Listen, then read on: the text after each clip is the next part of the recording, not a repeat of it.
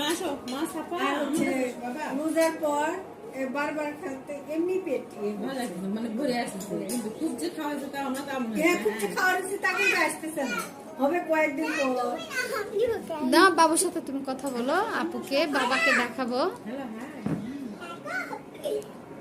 একটু খাও। সবসময় হাসি খুশি, ওর বাবা মনে হয় সে ভালোবাসে না। হ্যাঁ, 10 বছর পরে সাফা হয়েছে তো। তোমার বিয়ের বয়স কত হলো? বিয়ের বয়স 15 বছর, 8 হয়েছে ভাবি, 15 বছর হয়েছে। এই জুন এলে 16 বছর হবে।